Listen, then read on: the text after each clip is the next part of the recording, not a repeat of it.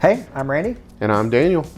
And today, as we record this video, it is Thanksgiving weekend, so we are on a gig vacation. Yeah, happy Thanksgiving, everybody. This week on Gaming Gig, we are going to reflect on the first year of the life cycles of the Xbox Series and the PS5.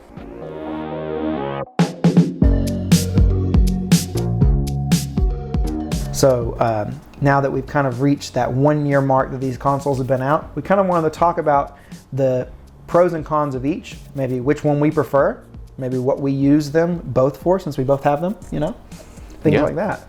So I guess the first thing I want to talk about is, which one were you most hyped to get when the consoles first got announced? Well, if you remember, when we were involved in playing the game to get the consoles, Yes. I originally wanted a PS5. You did.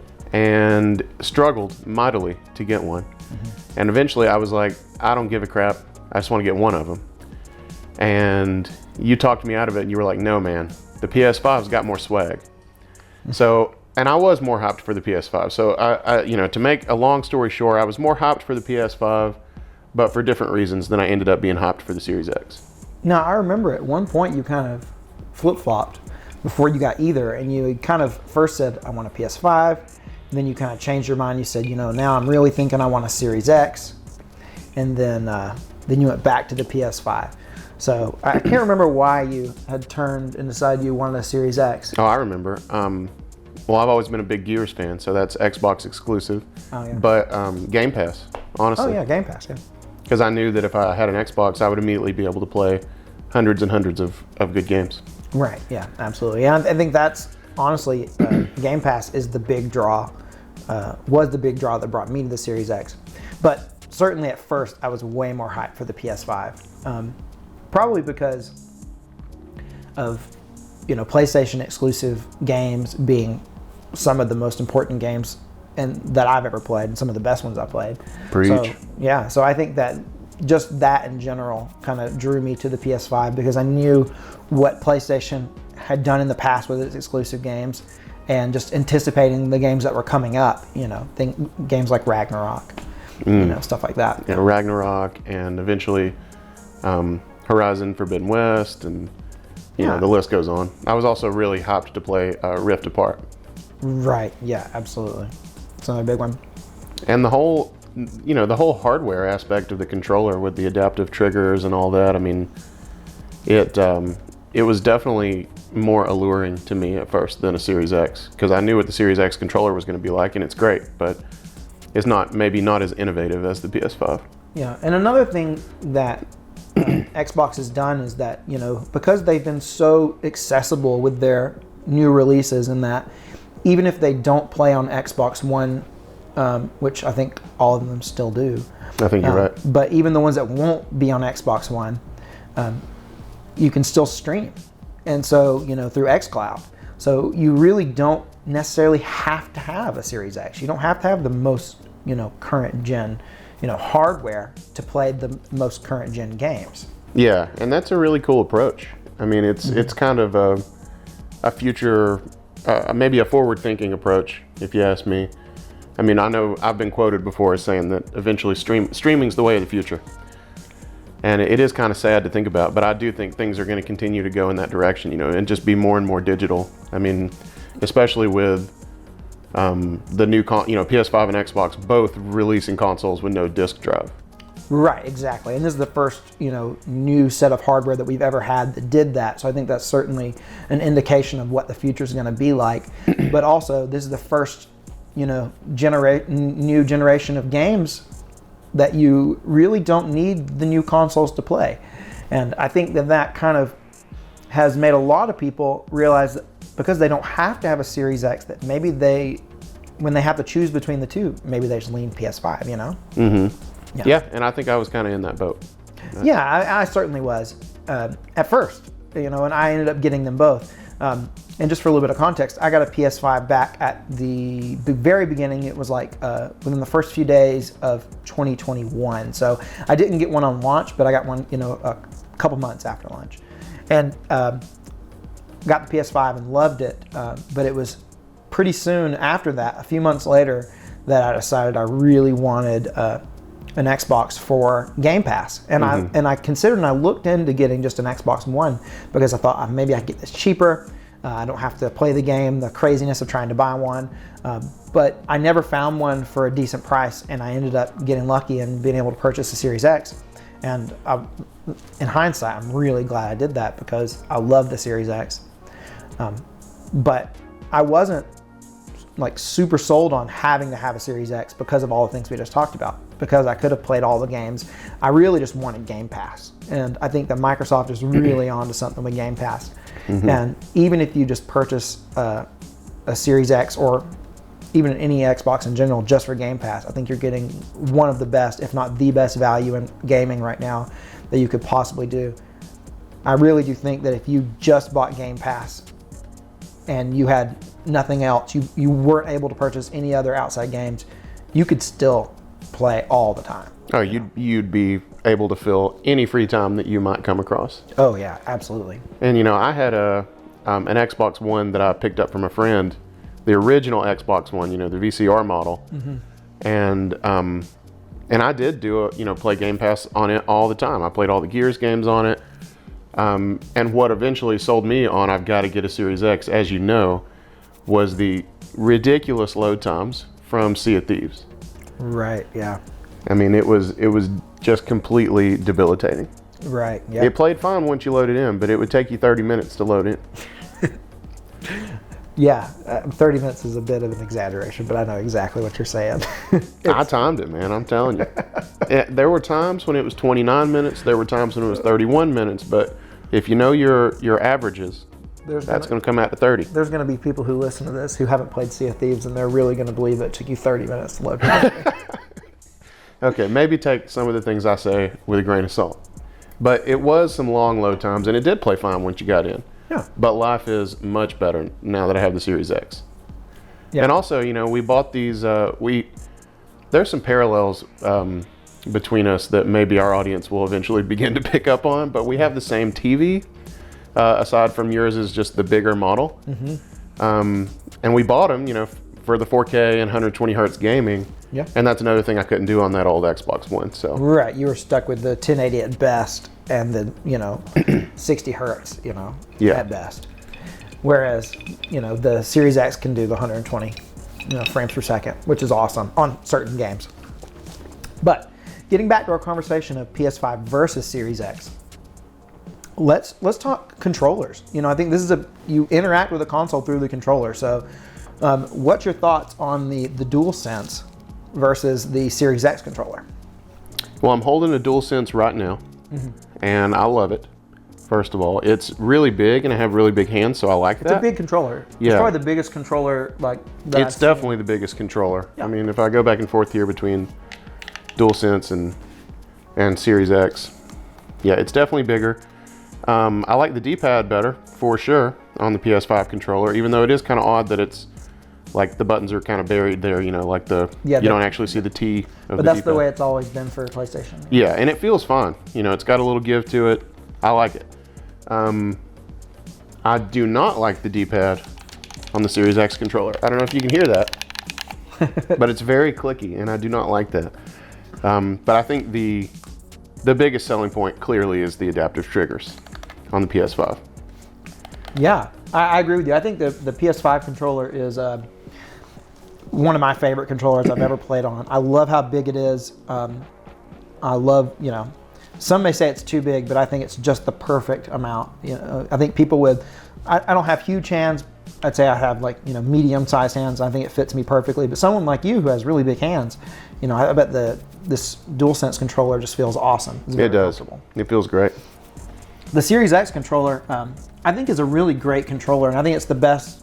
I personally think it's the best Xbox controller. I know a lot of people are in love with the 360's controller, and I do like that controller. Yeah. But I think that this one is the most refined. I really like the sticks a lot. I think they feel really good, and I love the triggers.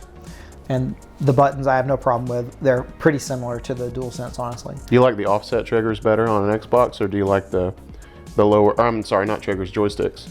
Or do you prefer the way PlayStation does it? I prefer the offset. Me too.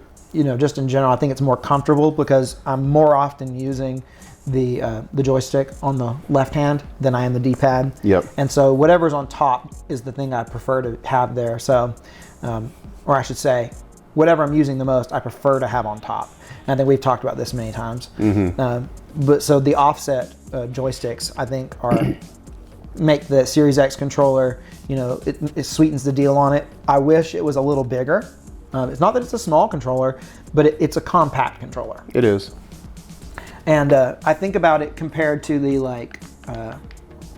the Switch Pro controller, which is a similar design, but it's just, maybe like 20% bigger. It feels just a little wider. It's wider, yeah, and it just, I think that if the Switch Pro controller had analog triggers, I think that it would be my best. It'd be my favorite one, Yeah, the triggers definitely feel great on the Series X. I mean, they're not adaptive like PS5, but yes, I agree. They definitely have the Pro controller beat. Yeah, for that reason. But I think we're in a time where all the main, or the controllers for the main consoles right now, I think they're all really good controllers if you consider the Switch Pro controller and not the Joy-Cons. Yes, I was about to say we're kind of getting into the weeds here, bringing in Switch, but yeah. Yeah, but in terms of PS5 versus Series X controllers, I think at the end of the day, the DualSense just barely nudges out the Series X controller in terms of what I prefer. If they had put offset, joysticks on the DualSense controller, which I know they would never do because that's against the PlayStation branding, but if they did, I think it would be the perfect controller. I don't know, man, because it's so big. I don't really feel... I don't know that I would feel any better with, if I swapped the place of the left stick and the D-pad on the DualSense. I don't know if it would honestly feel any better to me because it's already so big. It's not like I'm straining my thumb to get down to that left joystick. True. On a right Joy-Con. Right. Or if you remember how the DualShock 4 was, it's still, the DualShock 4 was bigger than the other DualShock controllers, but still it was small enough to where, both sticks being down low kind of made it feel a little awkward sometimes. Yeah, it's definitely an improvement because it's bigger, but I still think if it was offset, I think I would like it that much more. Do you think the adaptive triggers on the DualSense will end up being a big deal in its life cycle, or do you think it's going to kind of go the way of the touch bar? Of the touch bar, yes, Yeah. exactly. Yeah, I think it is certainly the gimmick, and I think that Sony has always, every one of their controllers has had a gimmick. They just can't do a new controller without having a gimmick. But I think that this gimmick is probably the best gimmick because unlike the touch bar, when the adaptive triggers aren't used, it doesn't matter. It's just like a regular controller. And when they are used, I think that it actually enhances the gaming experience a lot. There hasn't been a whole lot of games that I've played on it that use them, but the ones that have, I've loved the experience that the adaptive triggers have given. So I think, what exactly was your question again? Do I think that it will... Do you think it will end up proving to be something that will... a valuable feature, or just go the way of the touch bar and be a forgotten gimmick? I think that it will... I think it will stay because the touch bar stayed. The DualSense doesn't make a big deal about it, but it has the exact same touch bar that the DualShock 4 had. So I think that it will stay, and I think it's going to continue. I think we're going to see it in other places. I wouldn't be surprised if Nintendo uses it in their next controller, because I think that that's something that having that feedback, that feedback in the triggers, just makes you that much more immersed, which I think is what PlayStation's going for right now, is these big experiences that really immerse you. Well, I mean, I had a moment when I started playing Rift Apart. Yeah. Well, it was at your house because it was before I had my PlayStation. Yeah. And I tried to shoot a gun, and I only shot, the weak shot of the gun. And you were like, you got to pull it all the way. And I felt like I was, because I was hitting this wall, and you said, no, you got to fight through that wall. And when I did that, I was like, holy crap, that is next gen. Yeah. I just thought it was so cool the way they worked in alternate firings for the guns. And, Rift Apart and Returnal are the two games for me that I've played that did that. And they did it in very similar ways, but I just think it's super cool. Yeah. It's not distracting, and it's cool. No. And once you get used to it, it's a really cool experience, and it really immerses you. And that kind of brings me back to kind of my thoughts on the PlayStation 5 in general. Is that like that's the system that I tend to gravitate towards when I'm purchasing games. Like if I'm having to pick a game, where am I going to buy this? If it's on both consoles, where do I buy it?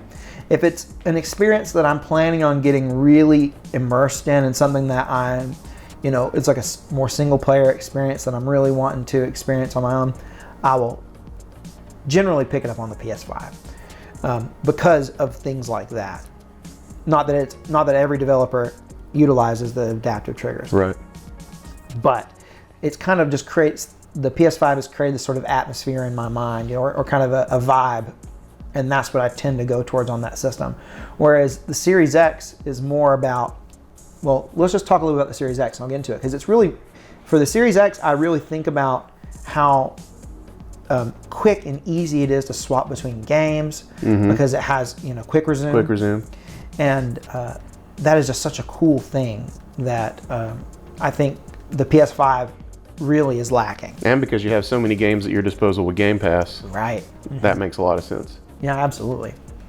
So it's like the Series X has almost become the system that if I'm not sure about a game, I'm not sure if I'm going to really sink a whole lot of time into it, that's kind of where I go. And I don't mean that in that the Series X is kind of like my backup system, or the system that if I'm not sure about if I'm gonna like it or not, I'll pick it up on Series X. No, it's like the Series X is all about being able to swap back and forth between games quickly and conveniently. It's really about convenience. Yeah. And the whole system is just set up so well for doing that. Yeah. It is. I mean, and for me, the Series X has definitely ended up fitting into a different role as well. And it's similar because the PS5, it just seems like because of the games it has out right now, I'm playing a lot of single player on it. I'm playing Final Fantasy VII and all that. And then my Xbox, I'm playing almost exclusively big multiplayer games like Sea of Thieves, Halo Infinite. And it's just kind of become like the multiplayer console, and the PlayStation's become like the single player console for me. Right. And it may not stay that way. Yeah, but they certainly kind of lend themselves to those sort of environments and those types of games, because PlayStation games in general, like the vast majority of their exclusives, what are they? They're huge single-player experiences. They're these really immersive, story-driven single-player experiences. That's what you get on PlayStation. Whereas Xbox is kind of more about those community experiences, at least what I've had on the system. Talk about playing those big, multiplayer games like Sea of Thieves. And I just don't associate those types of things with my PS5, although I'm sure there are games out there that are that way, that are available on PS5. I think if I were, say another game comes out, just a theoretical game, and it's a big multiplayer game, I think I would pick it up on Series X. Oh, I definitely would. Yeah. It just feels right. It just feels right, yeah. And so I think there is certainly a place for both systems in my life right now. I'm glad to have them both. But let's say, like, if you only had one, like if you had to give one of them away, which one would you give away? That's a tough question. That's a really hard question. It's a tough question, and I'm afraid I'm going to break my heart with my answer because I know my answer. Oh, you do? Okay. Yeah. Which one would you do? I would give away the PlayStation. Wow. Okay. Because those multiplayer games are really important to me right now. Yeah. And I have an old PS4 if I really need to play Ragnarok on it. Yeah. Not that I want to, but I mean, I'm assuming that when I had to give away one of these consoles, I still have my old versions of both. Yeah. So that factors into my decision, because if I give away the Xbox, sure, I can still play those big multiplayer games, but it's going to be worse on my original Xbox One. Right. Whereas I can probably eventually load those big single player games on my PS4 and play. I played Ghost of Tsushima on my PS4 before I had the PS5, and it was great. Right. And I'll miss those triggers, but again, as we've said, I've only played 2 games that really used them anyway. So it breaks my heart to say, because I really don't want to give away either one, because I love it. I'm looking at my PS5 right now, and it just looks so sad to hear what I just said. Yeah, so like I don't know. I think that I may be it's a very tight race for me, but I think if I had to give away one, I think I might lean towards the Series X just because I think Microsoft is more dedicated towards bringing their, new games to older systems through streaming or, just they're way more committed to backwards compatibility. That is true. So I think just purely logically, I think I would have to get rid of the Series X before I get rid of the PS5. Plus, for me, like those single player, giant story-driven experiences are such a big part of what I enjoy in gaming that I don't think that I would want to miss out on those. Whereas I could probably, if I had to, I could probably get by with xCloud, if I had to. You can try. I have a little bit of experience with xCloud and I like it. I think it's really cool. We play Sea of Thieves a lot in case anybody's picking up on that. But, before I got my Series X in, I switched over to playing on xCloud because of the load times. Mm-hmm. Load times are good on xCloud. But then you deal with lag. So input lag. It's definitely a give and take. And the only way to not give and only take is to shell out the cash for the Series X. But that being said, and I know that you've played Sea of Thieves a good bit on xCloud, but other games handle that input lag better. Like I was playing the other day just for fun because I was at my parents' house. I was playing Forza Horizon 5. And I played the intro to that on xCloud as well. And I didn't notice input lag. I don't know if it's because that game just handles it better. I don't know. But it felt really great. And one of the cool things about xCloud, and this is just something that I think about, is, my brother has a Series X. And I was at his house and he didn't have Forza Horizon 5 downloaded. And I said, you got to check out this game.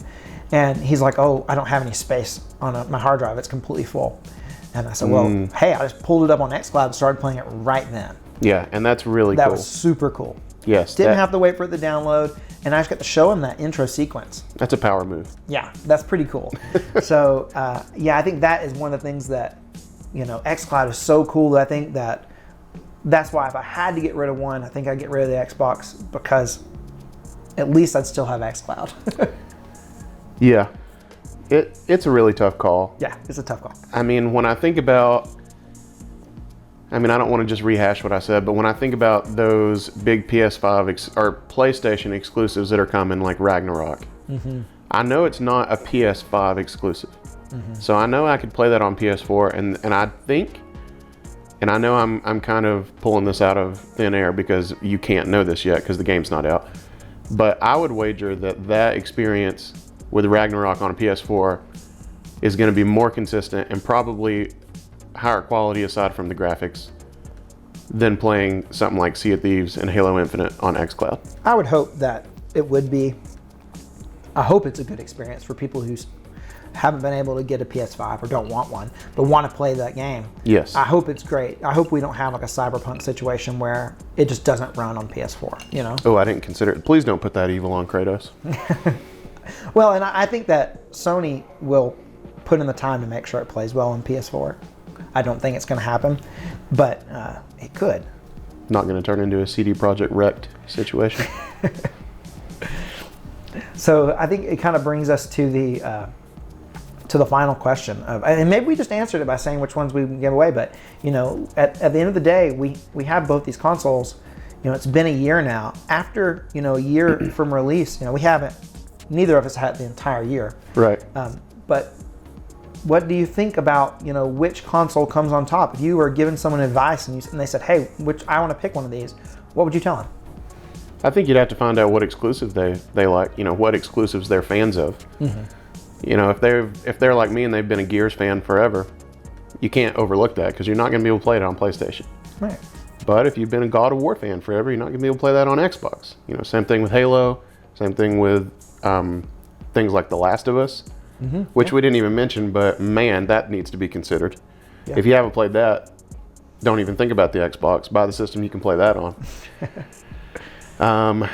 But I really think it just comes down to personal preference. What's more important to you? All the being able to swap games so quick with the quick resume, being able to get into some of those big multiplayer games like Halo, or are you more of a single player, big immersive experience kind of gamer? Yeah, I think I completely agree. It comes down to what type of gamer are you? I think that they're set up for different type of gaming experiences. I also think it comes down to budget because, they're both $500 consoles, right? But Game Pass is on, the Series X. Of course, it's on. You don't have to have an Xbox to even have Game Pass. You can play it through xCloud. But still,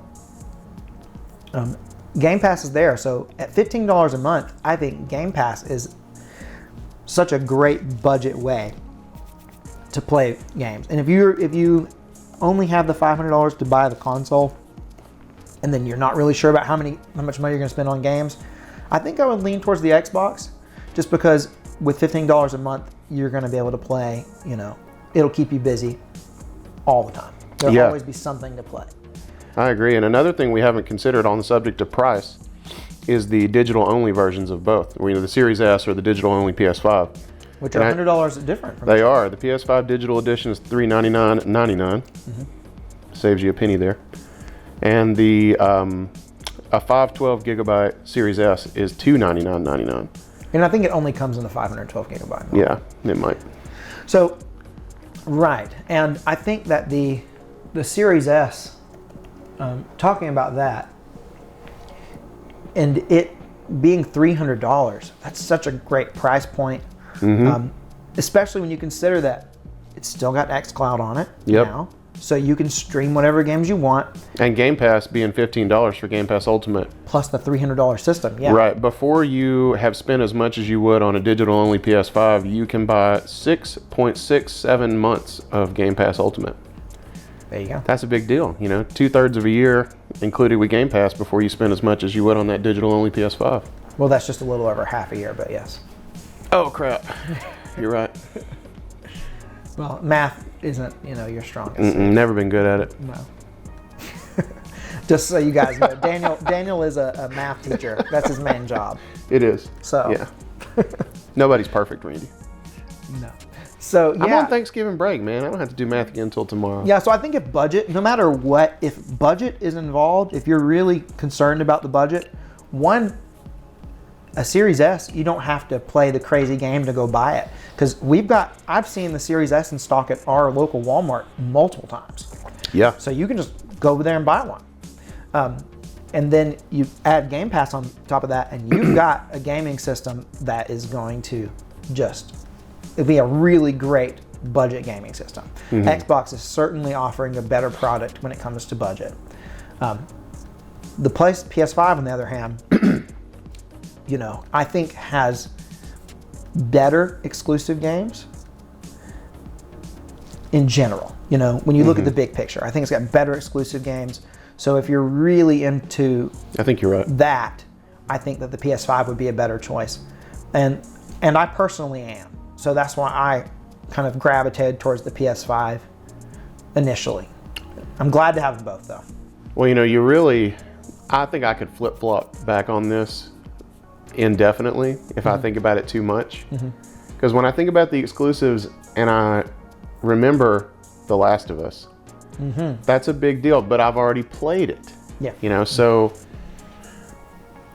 I think we summed it up with it just depends on what you're interested in. Depends on what kind of gamer you are and what you like. And speaking of exclusives, Microsoft's making a lot of moves in terms of purchasing studios. Oh yeah, Bethesda. Yeah, so some of those big experiences are going to start happening on Microsoft more often. So we don't really know what the future is going to hold entirely in terms of how quality those games are. Yeah. And how groundbreaking they are. In 20 years when Elder Souls... But give it a couple years and Microsoft may prove to have the better exclusives. But I think as it stands right now, PlayStation comes up on top on that. Agreed. So I think to kind of finish it off, which console do you play more? Right now I play the Xbox more. You walked into my living room today and I was playing it. Yeah. So, but it's newer to me. True. And when I play the PlayStation, kind of what I do right now is I settle in for about an hour and I play a chapter of Final Fantasy. Yeah. And then I switch back and play some Halo or whatever. So for me right now I play the Xbox more, but I think I'm still in the honeymoon period. Right. Now, I think if I were to calculate up hours, I would probably I think it'd be pretty equal. I'm kind of, I definitely go between the both of them. pretty frequently. And it depends on what games I'm playing at the time.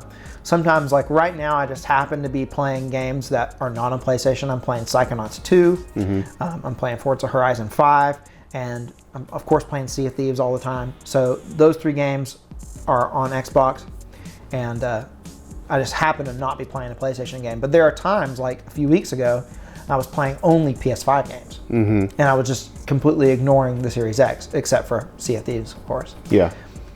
So it kind of just depends, on the situation at the time. I try to actually balance them out. I know that seems strange, but I love them so much, so I try to not ignore one. So if I'm playing if I'm playing a whole lot of games on Xbox, I will purposely fill up my next few games. I'll make sure they're on PS5 just to get back on it, because I love both systems. The same thing happens to me with Switch sometimes, because I've been spending so much time on PlayStation and Xbox. Yeah. Sometimes I feel bad for my Switch, even though I still play it a lot. Yeah. So yeah. Same here. It's funny how we personify the systems. Oh yeah, but at the same time, it's like we do that because we enjoy them all for their own merits. And I think it's really interesting that we are in a time where, having both the PS5 and a Series X kind of makes sense in a way. You don't have to have either, but if you had the pick, I think if you have the option to have them both, I think that there's a place for it. I don't think it's redundant. No, I agree. Yeah. I don't think it is. All right. Well, I think we've kind of gotten to the end of this. I feel like we've kind of covered everything I wanted to cover. So if you're listening, tell us. If you have both, tell us which one you like better. And if you don't have either, tell us which one you'd be more hyped to pick up. Yeah, and tell us why you also love Sea of Thieves so much. We got to talk about Sea of Thieves sometime. Oh, we're definitely going to do that. I was just thinking about that. Well, guys, until next time, I'm Randy. And I'm Daniel. And this has been Gaming Gig. Peace out.